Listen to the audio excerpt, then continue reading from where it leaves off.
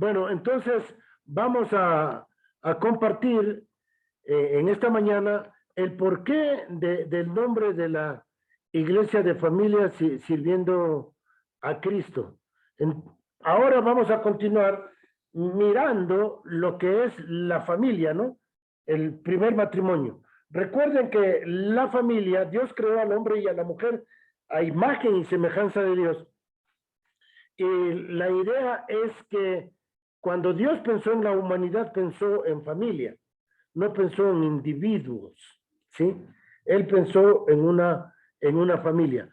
¿Por qué Dios creó a la humanidad hombre y mujer?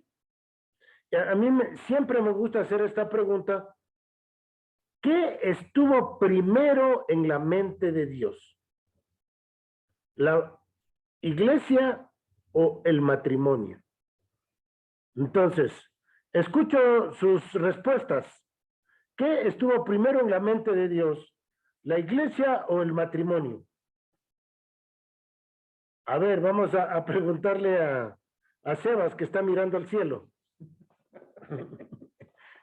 Cielo falso.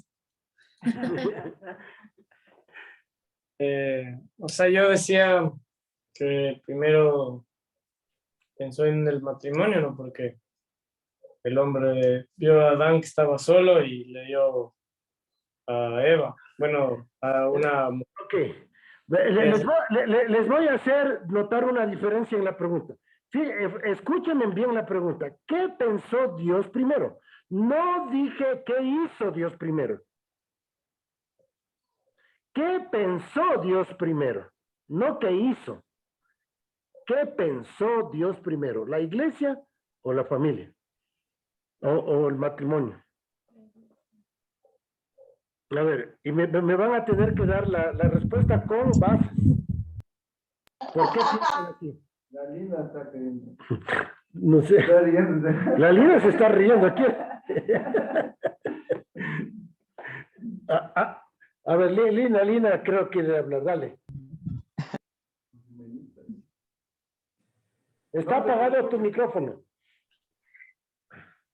Que digo que esas preguntas tan capciosas te hace, pues.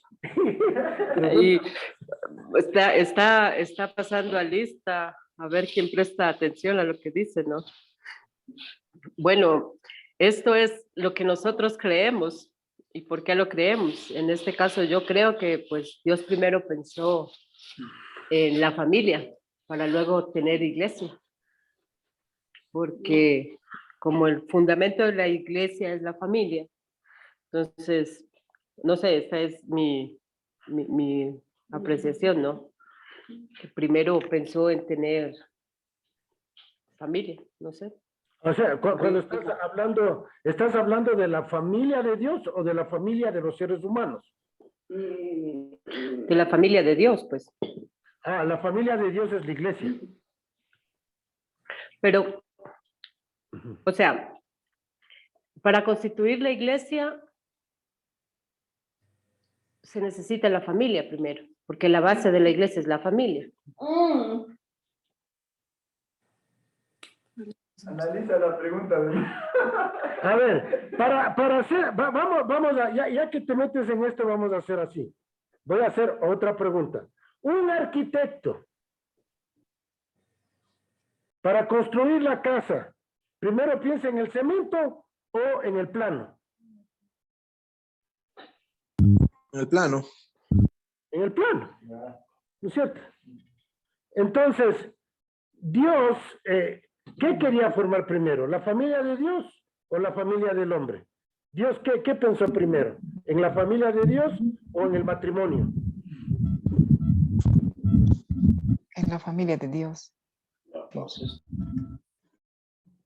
Bueno, vamos a aclarar un poco esto a través del estudio de la palabra de Dios. Ay, qué... Ay, ya ve por qué me reía, ya ve por qué era que me reía. Y ya me puse a sudar. Oye, no tanto, bueno, ¿y cuál es la respuesta?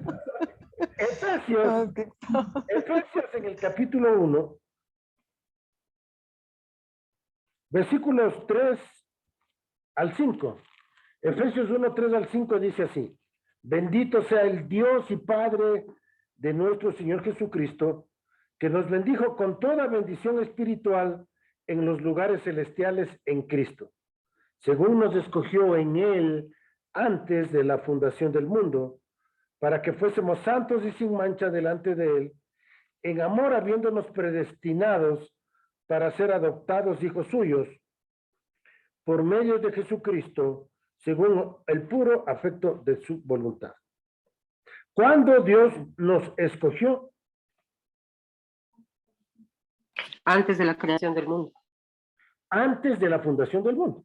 O sea, esto es antes de que Dios hiciera el mundo, la creación, el hombre y la mujer.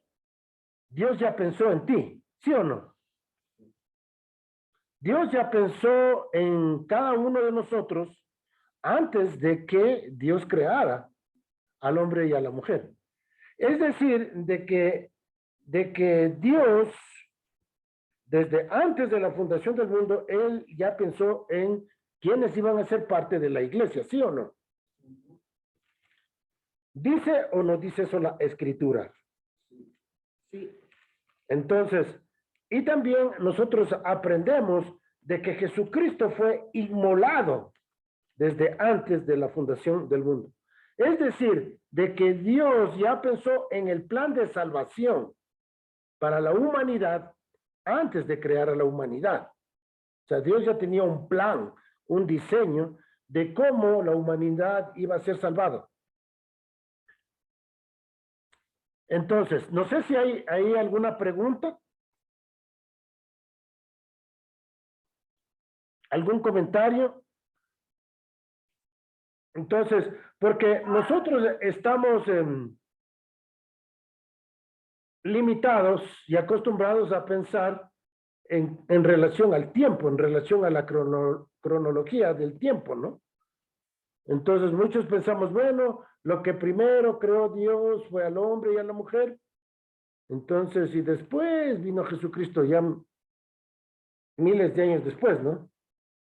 Entonces, pero nosotros vemos, y la Biblia nos revela a nosotros para que nosotros podamos saber y conocer de que Dios, inclusive antes de que Dios creó los ángeles, antes de que Dios creó al hombre y a la mujer, Dios ya tenía un plan.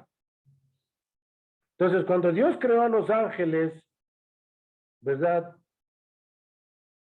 Dios ya sabía de que iba a haber un ser angelical o un ser espiritual que se iba a rebelar contra él. O sea, Dios es omnisciente. Y él sabía de que iba a haber una rebelión. De la misma manera que Dios sabía que el hombre iba a pecar. Por eso Dios ya proveyó desde antes un plan que después en la Biblia Él nos va revelando ese plan. Bien, hasta ahí me voy a quedar para escuchar sus preguntas.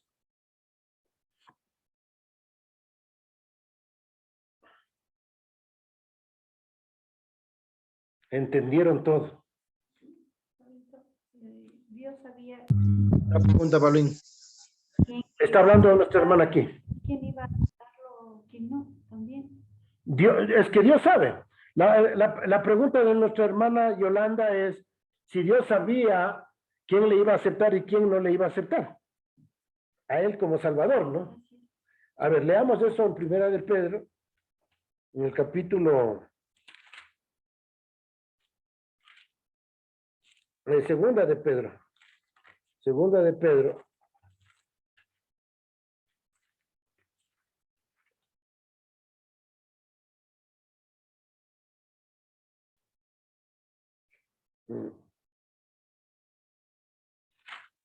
A ver, perdón. Cuando nos dice que nos escogió según su presciencia. Ya, es Primera de Pedro, capítulo 1, el versículo 2. Primera de Pedro 1, 2. Dice así.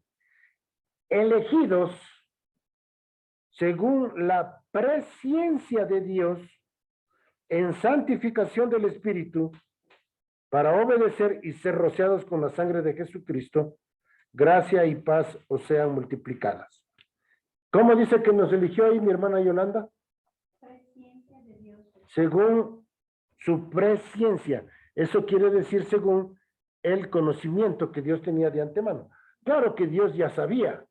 O sea, el problema aquí no es en cuanto a si Dios sabía o no sabía, porque Él es omnisciente, o sea, Él sabe todo. Entonces, como Dios sabe todo, claro que Él sabe. Él sabe quién le va a aceptar.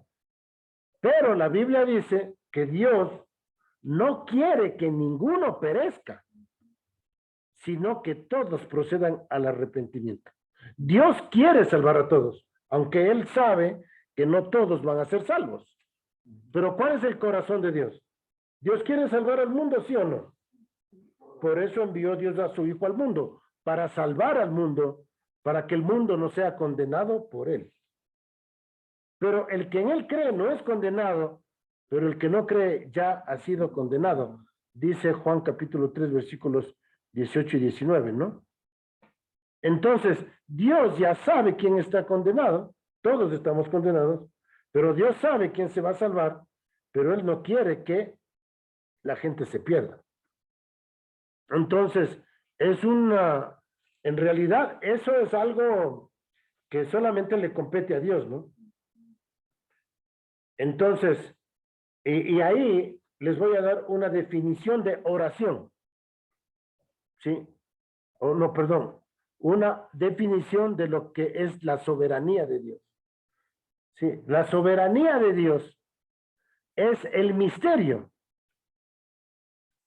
La soberanía de Dios es el misterio por el cual Dios une su voluntad con nuestra voluntad a través de la oración. ¿Sí? Dios une su voluntad con nuestra voluntad a través de la oración. Es interesante que Dios quiere que oremos por todos los hombres. ¿Sí? Dios quiere que oremos por todos los hombres. O sea, Dios quiere que oremos por nuestras familias, por nuestros vecinos, para que ellos conozcan a Cristo. Y Dios, en contestación a esas oraciones, Dios salva a las personas que Él ya tiene escogido desde antes de la fundación del mundo. Entonces, es un misterio. En realidad, la mente humana es limitada. Dios conoce todo, Dios sabe todo, pero Dios quiere que oremos y Dios quiere salvar a la gente. Entonces, pero Dios en su soberanía, inclusive Él pone en nosotros aún el deseo de orar por las personas. ¿Sí? El deseo de orar.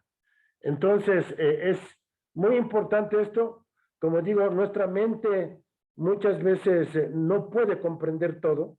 Dice la palabra de Dios de que nuestros pensamientos no son sus pensamientos, nuestros caminos no son sus caminos. Y también dice la Biblia que Dios contesta mucho más abundantemente de lo que pedimos o entendemos, según el poder que actúa en nosotros. Es decir, de que Dios hace más allá de las cosas que yo comprendo. Entonces, es súper importante eso, ¿no es cierto? Entonces, nosotros simplemente tenemos que obedecer al Señor, orar, evangelizar, y Dios en su soberanía y en su omnisciencia, Él ejecuta la salvación a las personas, ¿no? Él ejecuta la salvación a las personas. Bien. ¿Alguna pregunta ahí, mis hermanos?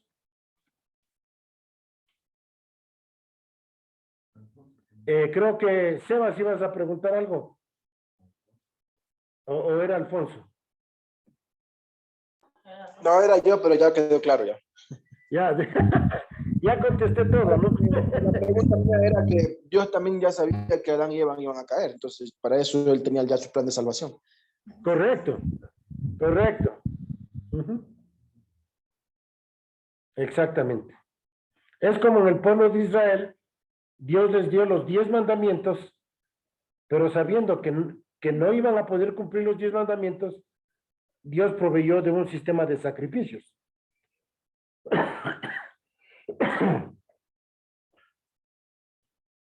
Bien, ¿alguna otra pregunta ahí?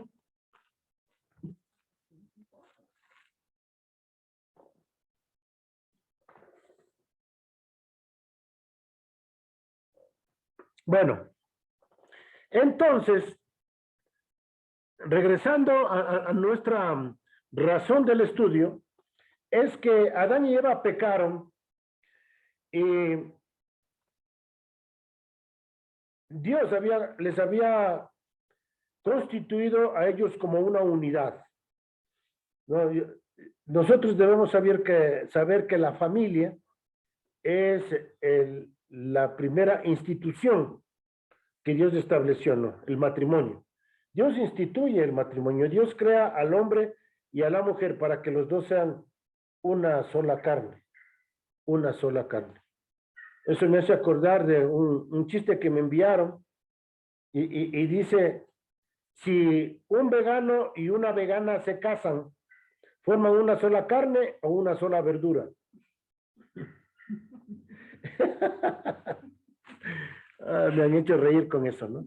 Pero en realidad Dios nos ha puesto a nosotros como una unidad. Los dos pasamos a ser uno y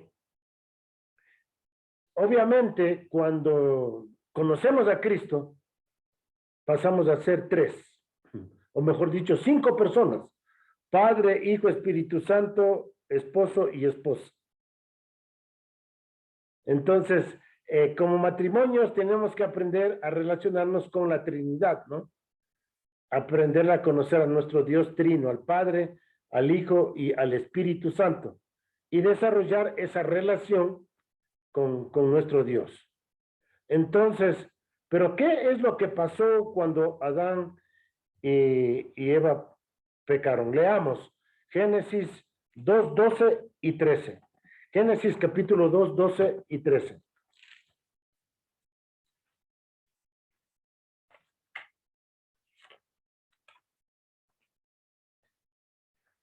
Dice,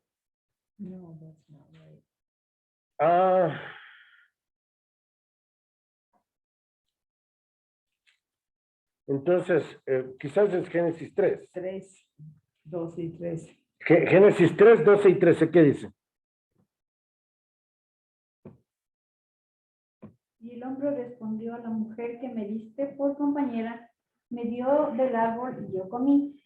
Entonces Jehová Dios dijo a la mujer, ¿qué es lo que has hecho? Y le dijo la mujer, la serpiente me engañó y comí. Entonces, allí empieza la destrucción de la unidad familiar. Y en lugar de cada uno aceptar su responsabilidad, ¿qué hicieron? Se echaron la culpa, ¿no es cierto? No aceptan la responsabilidad y empiezan a echarse la culpa el uno al otro, ¿no? Fallando así en aceptar la responsabilidad y colocándose como víctimas.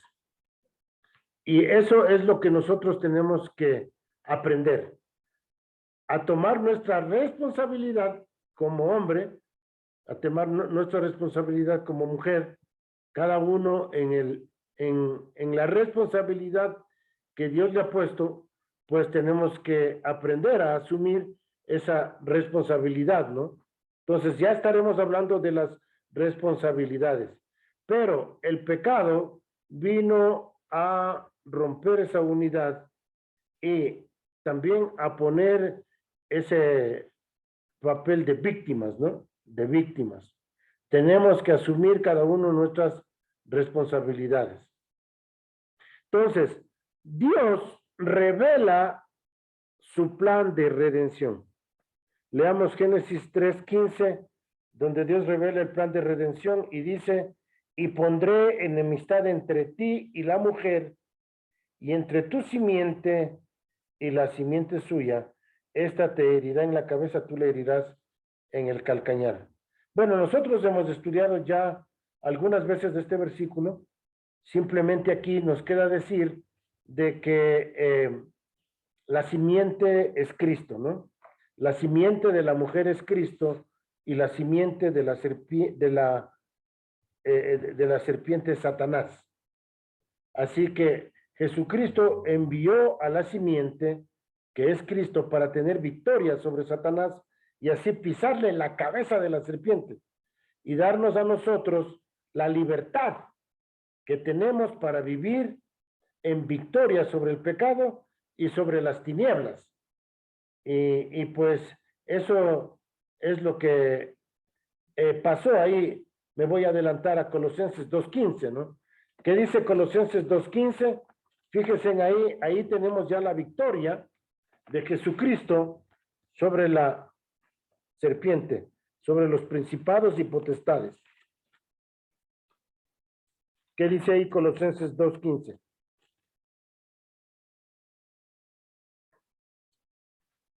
Y despojando a los principados y a las potestades, los recibió públicamente, triunfando sobre ellos en la cruz. Muy bien. Entonces vemos allí que los principados y las potestades, Dios los exhibió públicamente. Es decir, Dios triunfó sobre Satanás, le pisó la cabeza a la serpiente. Tenemos una bendición los que hemos creído en Cristo, y es que tenemos la victoria sobre Satanás. Sobre Satanás. Colosenses, miramos allí, el capítulo 2, versículo 15, dice que esa victoria lo hizo en la cruz. En la cruz. Ahí está el plan de salvación. Vamos un ratito a Apocalipsis del capítulo 12 para entender esto también de la simiente. Apocalipsis, el capítulo 12.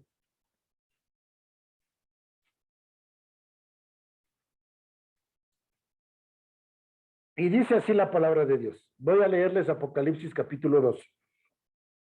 Apareció en el cielo una gran señal, una mujer vestida de sol, con la luna debajo de sus pies, y sobre su cabeza una corona de 12 estrellas. Aquí está hablando, la mujer representa a Israel, ¿no? Por eso dice 12 estrellas, son las 12 tribus, ¿sí?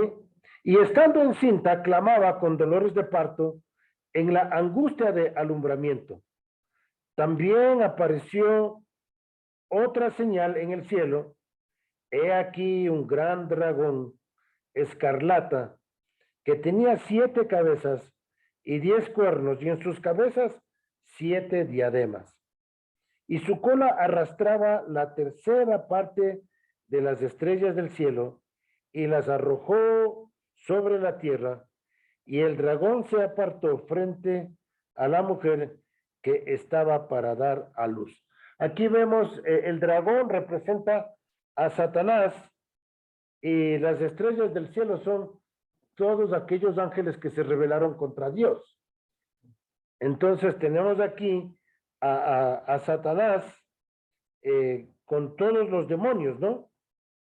Y dice que se paró enfrente de la mujer para destruirla. Ahora, dice, estaba para dar a luz a fin de devorar a su hijo tan pronto como naciese.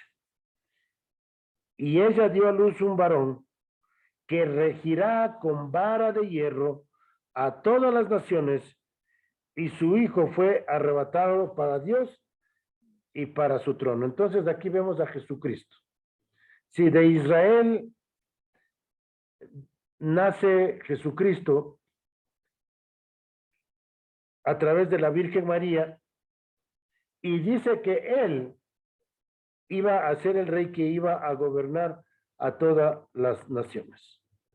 Entonces dice aquí, y la mujer huyó al desierto, donde tiene un lugar preparado por Dios para que allí le sustente por 1270 días. Aquí tenemos el tiempo de la tribulación.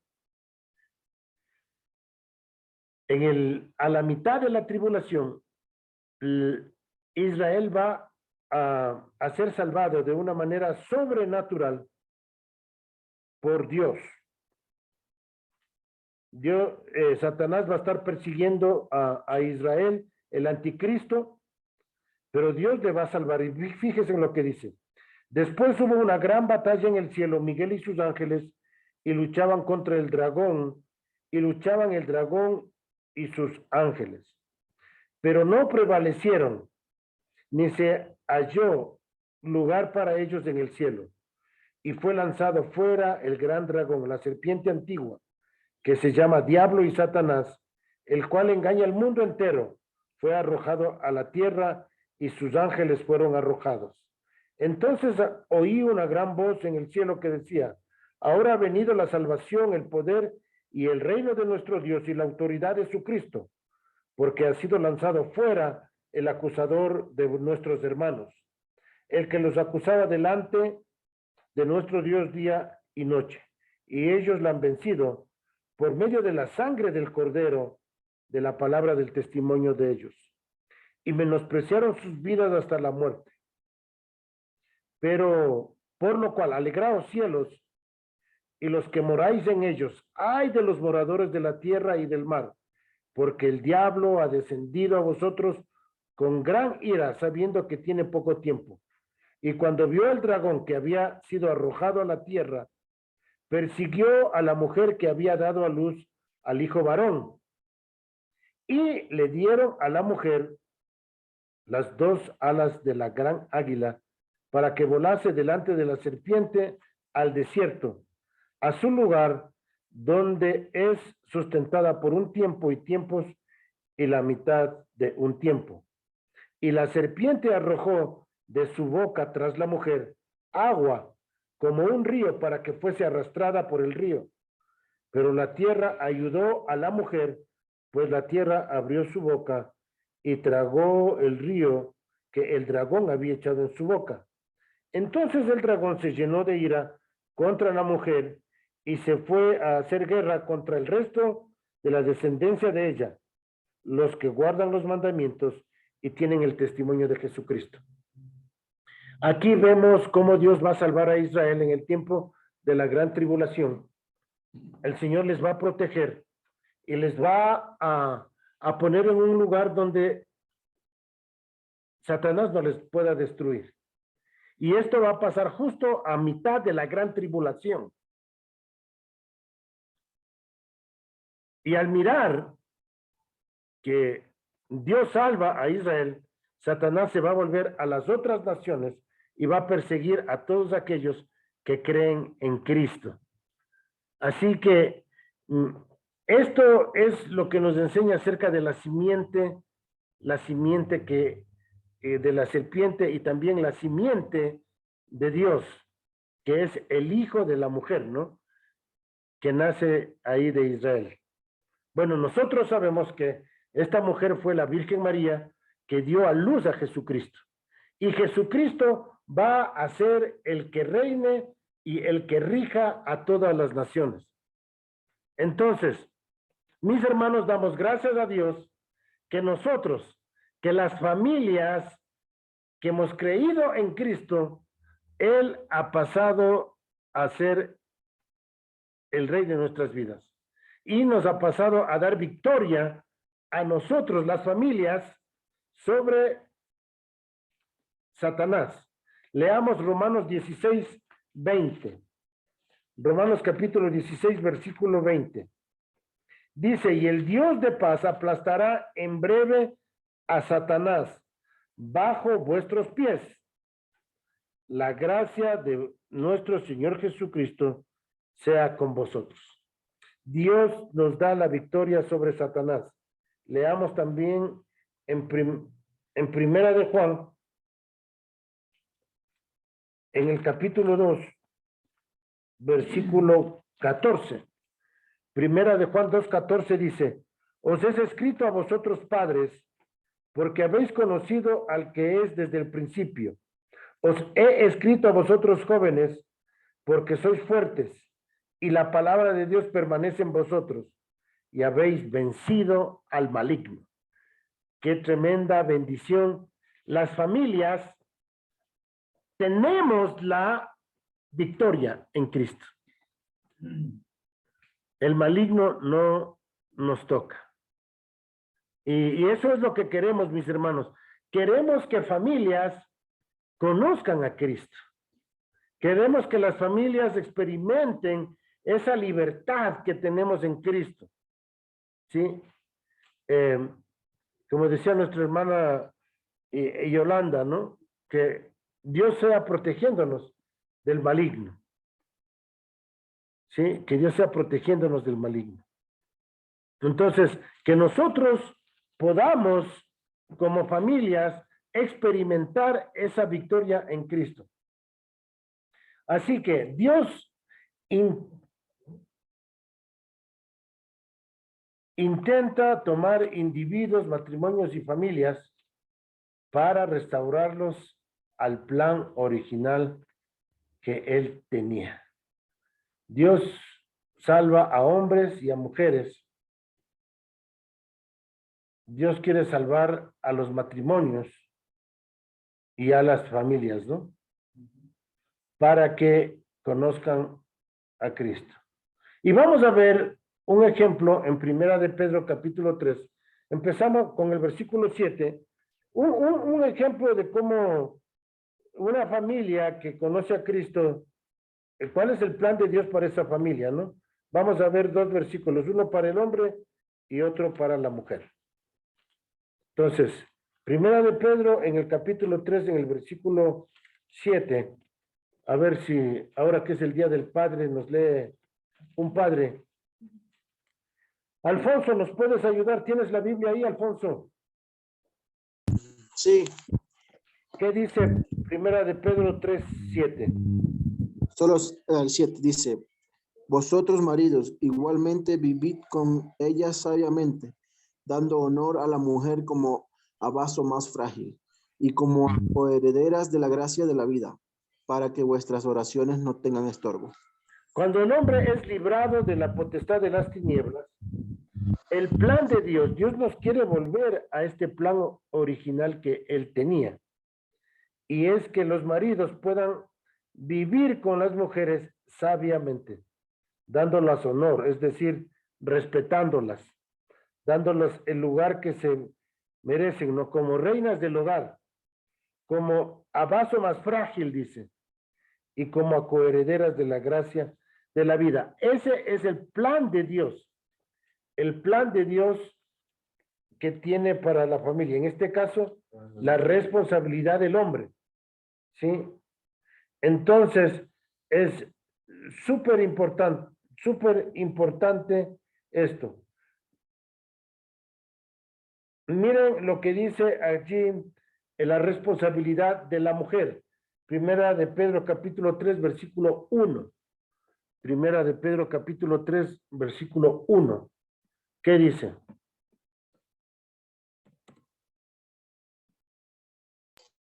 Leo, Sí, por favor. dice, asimismo vosotras mujeres, estad sujetas a vuestros maridos para que también los que no creen a la palabra sean ganados sin palabra por la conducta de sus esposas. ¿Cuál es el plan de Dios para esta familia, donde en esta familia la mujer es creyente? ¿Cuál es el plan de Dios?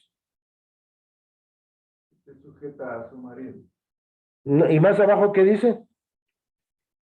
para que sea ganado por su conducta. Entonces, ¿cuál es el plan de Dios? Ganar al esposo.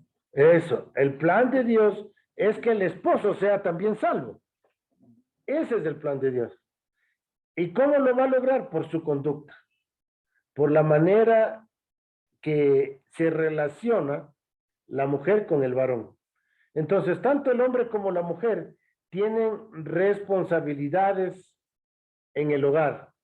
Y los hombres que conocemos a Cristo, a través de la sabiduría, a través de la responsabilidad que asumimos como esposos y como padres, dando ejemplo a la mujer de cómo tenemos que vivir, entonces podemos ganar a los a nuestros cónyuges.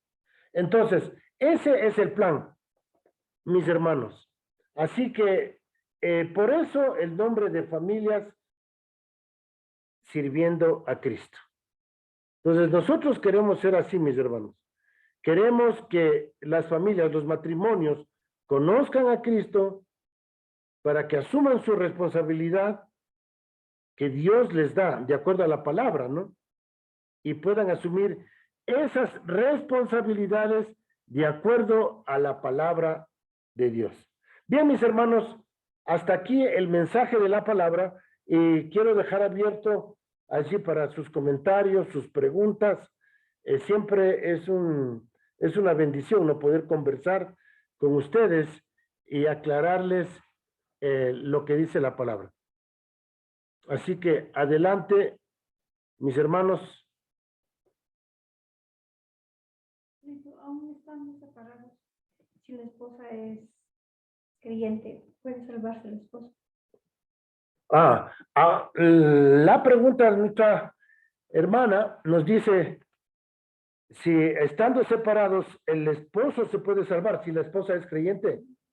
Ok, eso podemos leer en Primera de Corintios en el capítulo 7. Primera de Corintios en el capítulo 7.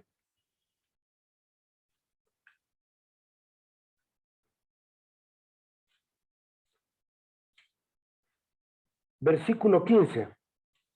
Dice, pero si el incrédulo se separa, sepárese. Pues no está el hermano o hermana sujeto a servidumbre en semejante caso, sino que a paz nos llamó Dios.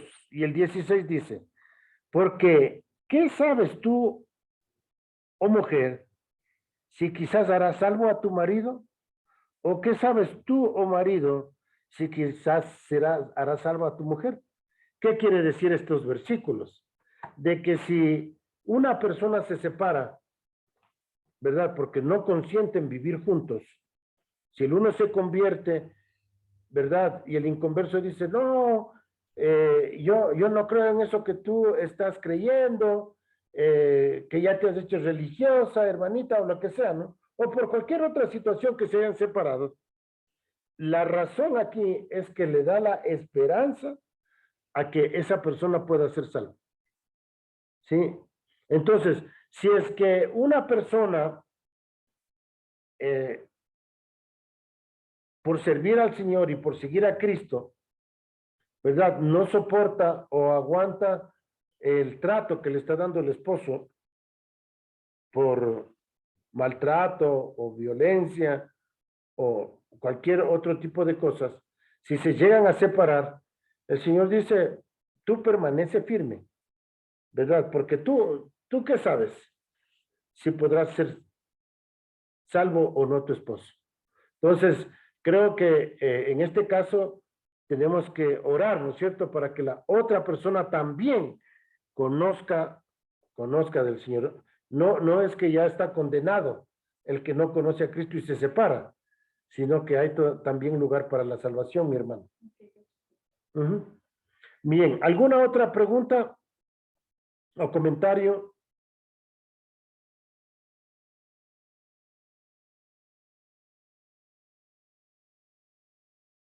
Bueno, pues, mis hermanos, nuestra oración es que cada uno de nosotros, cada una de nuestras familias, pues conozcamos al Señor Jesús y podamos rendir nuestra vida a Él y también servirle a Él.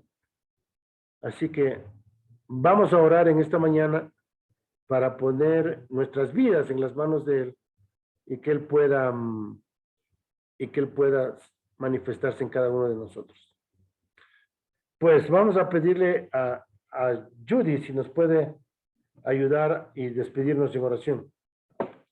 Padre Celestial, te damos gracias en esta mañana por tu palabra, que tú nos das guía muy clara en cuanto a cómo que tú quieres que vivamos. Padre, te damos gracias en esta mañana por cada uno que está aquí, que ha estado escuchando y participando que tú estés obrando para que nuestras familias se fortalezcan y que sean ejemplos. Te pedimos, Padre, que tú estés obrando especialmente en los padres de nuestras familias, que ellos puedan ser guías y sacerdotes en sus hogares. Gracias, Padre, por tu amor, por tu presencia con nosotros en cada momento. En el nombre de Jesús. Amén. Amén.